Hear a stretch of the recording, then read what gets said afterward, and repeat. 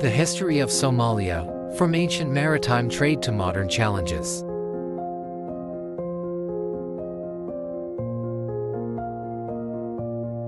Located in the Horn of Africa, Somalia has a unique history that spans millennia, from early coastal settlements along the Indian Ocean to its current challenges as a modern nation. Somalia's strategic position along major trade routes has connected it with many ancient civilizations, including Egypt, Greece, Persia, and India. Over time, Somalia evolved through the influence of Islam, European colonialism, and the trials of state building.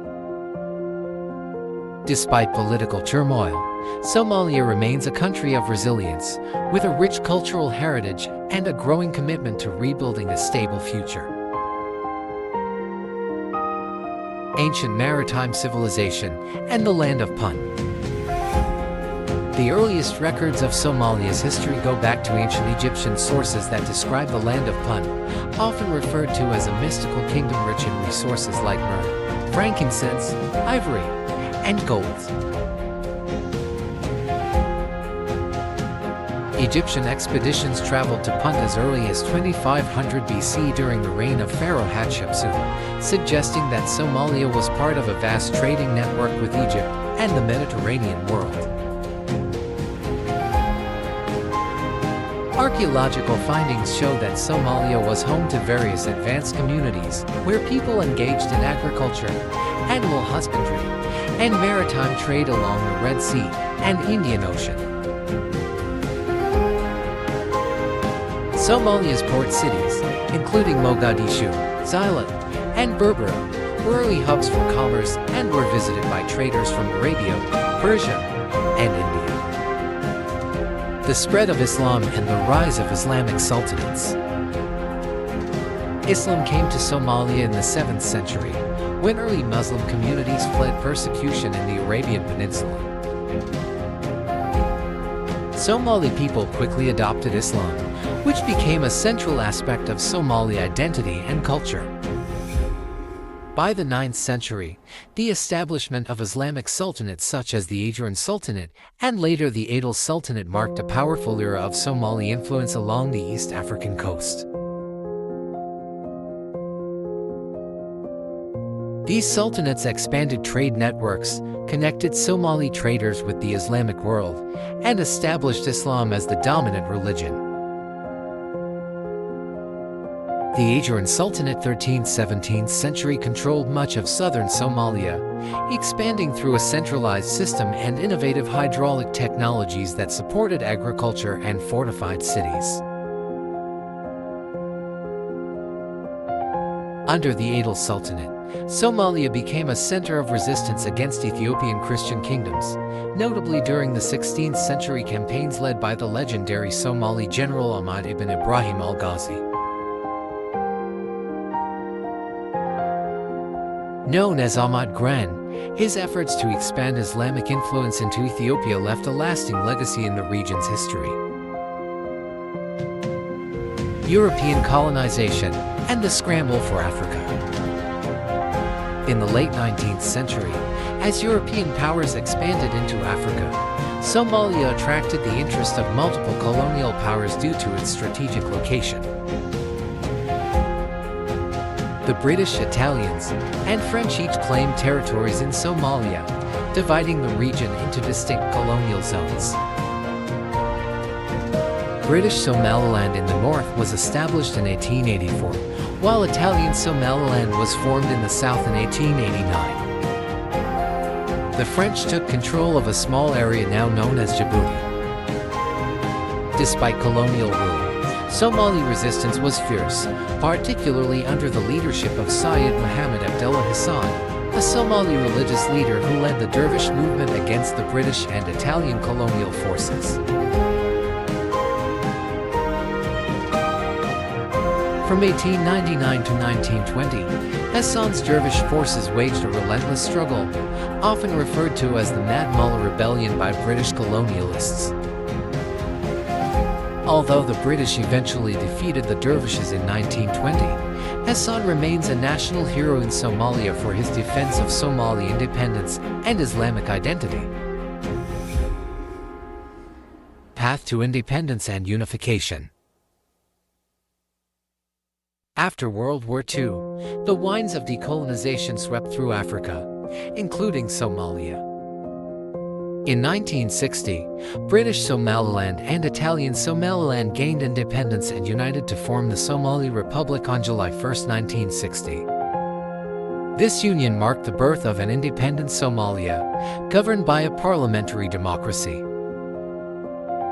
Early on, Somali leaders envisioned a greater Somalia, seeking to unify all Somali-speaking regions, including those in Ethiopia, Djibouti, and northeastern Kenya.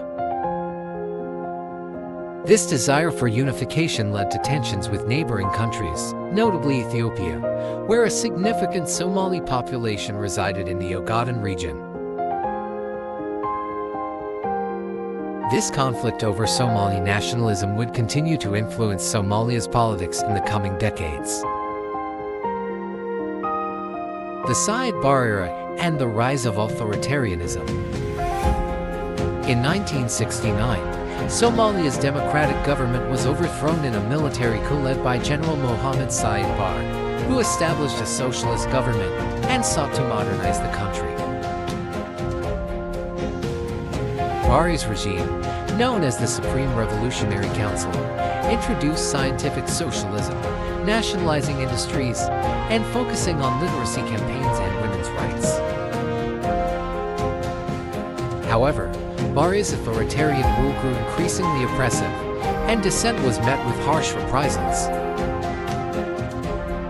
In 1977, Barre attempted to annex the Ogaden region of Ethiopia, sparking the Ogaden War.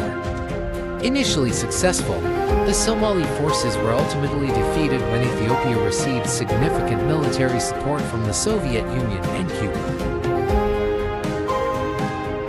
The loss weakened Barre's regime, and by the late 1980s, growing discontent and clan-based opposition movements began to challenge his rule. Civil war and state collapse. In 1991, Barre's government collapsed, plunging Somalia into a civil war that led to the breakdown of centralized governance. With no effective government in place, Somalia became fragmented as various warlords, clan-based militias, and factions vied for control over different regions. This period, often referred to as the Somali Civil War, left much of the population vulnerable and displaced.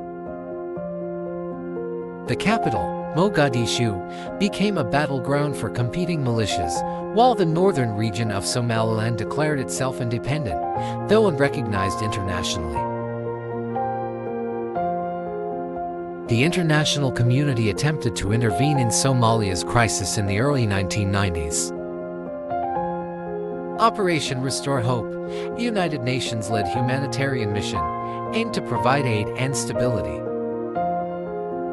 However, the intervention faced resistance, leading to the infamous Battle of Mogadishu in 1993, where 18 U.S. soldiers were killed, and the operation ended without achieving peace. The rise of Islamist groups and the influence of Al-Shabaab. In the vacuum left by the Civil War, Islamic groups gained influence, particularly in the early 2000s. One such group, Al-Shabaab, emerged as a powerful militant organization with ties to Al-Qaeda, controlling large parts of southern Somalia and enforcing strict interpretations of Islamic law. Al-Shabaab's influence led to widespread violence and drove many Somalis to flee their homes. By 2006, the Islamic Courts Union (ICU), a coalition of Sharia courts, briefly established control over Mogadishu, bringing a semblance of order to the city. However, Ethiopian forces intervened, ousting the ICU, which then fragmented into more radical groups, including Al-Shabaab. This marked the beginning of years of insurgency and terror attacks, destabilizing the country further. efforts to establish a federal government. In 2004, Somalia established the Transitional Federal Government (TFG), an attempt to restore governance with the support of the African Union Mission in Somalia (AMISOM). After years of political struggles and intermittent violence, a new federal government of Somalia was formed in 2012, marking a significant step towards rebuilding a functioning state. While challenges persist, the federal government has made progress in recent years, establishing international relations, launching economic reforms, and working with AMISOM forces to reclaim territory from Al-Shabaab. Somalia has also begun to revive its economy, particularly through telecommunications, agriculture, and the remittance economy, as the Somali diaspora plays a key role in supporting development. Somalia's cultural and economic revival. Somalia has a rich and vibrant culture shaped by its nomadic heritage, Islamic faith, and history as a maritime trading hub. Somali poetry, music, and art are celebrated worldwide, and traditional handicrafts, cuisine, and folklore remain central to Somali identity. In recent years, Mogadishu and other cities have seen a revival of local businesses, cafes, and educational institutions, signaling hope for stability and growth.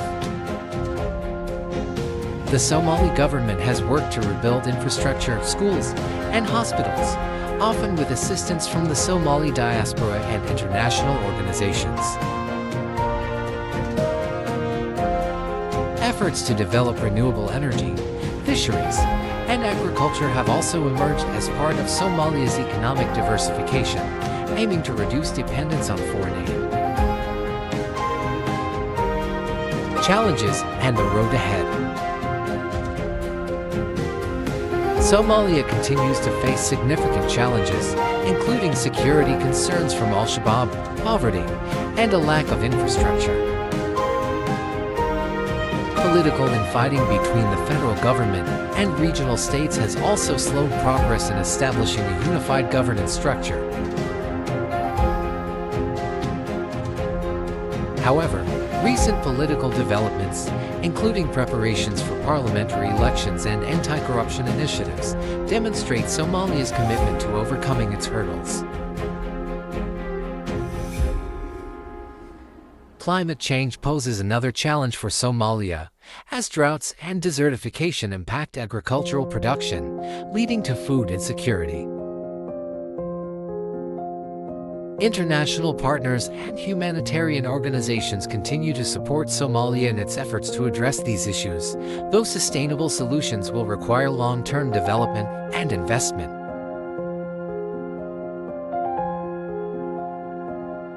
Conclusion. The journey from ancient maritime power to modern statehood has been marked by resilience, adaptability, and a commitment to self-determination for the Somali people. Despite decades of conflict and challenges, Somalia is actively working toward a stable and prosperous future, with hopes of reclaiming its position as a strong and unified nation in the Horn of Africa. The resilience of the Somali people, combined with cultural pride and ongoing reforms, offers optimism for a brighter future.